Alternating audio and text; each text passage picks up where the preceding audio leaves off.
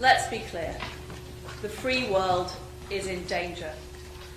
We're living in very turbulent economic times, right through from the shock of the financial crisis through to the COVID crisis that we're still recovering from.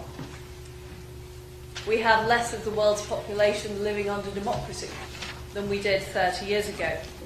Meanwhile, we have authoritarian regimes that are building up their armaments as well as they're building up their arguments. And they're not just trying to convince their own populations, they're also trying to win over global opinion. And they're trying to create a new global world order. Now, on the subject of China, which we're talking about today, no one would rather see a free, democratic, prosperous China than me. Of course I would. I'm a huge admirer of Chinese culture and civilization.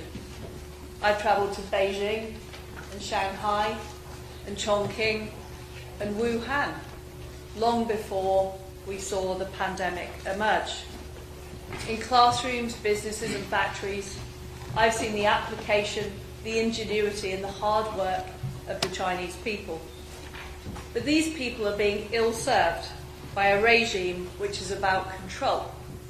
It's not about freedom.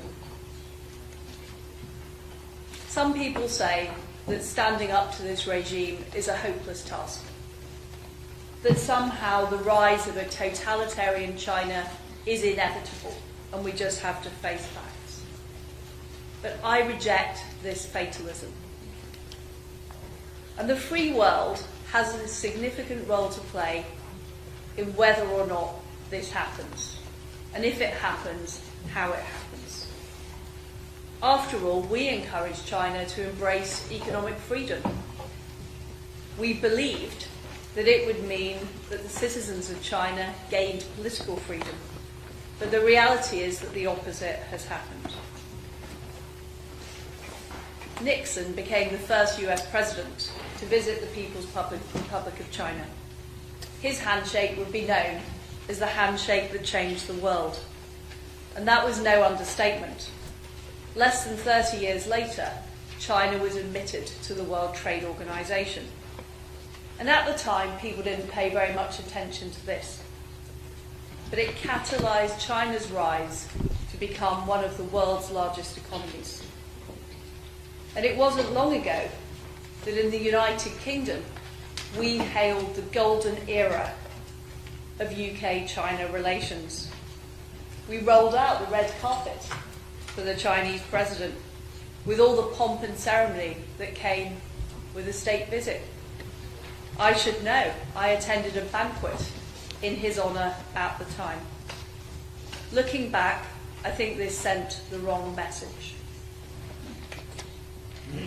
A few years later, China removed the two-term limit on the president, and the one-party state strengthened its grip on power at home, and it also gained even more influence on the world stage.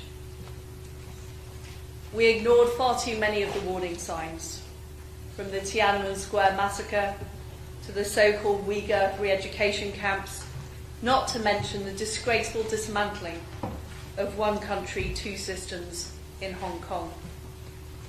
Much of the world has turned a blind eye to these actions, at least until recently. But since it was the free world that enabled China's rise, it must be the free world that challenges its economic dominance before it is too late.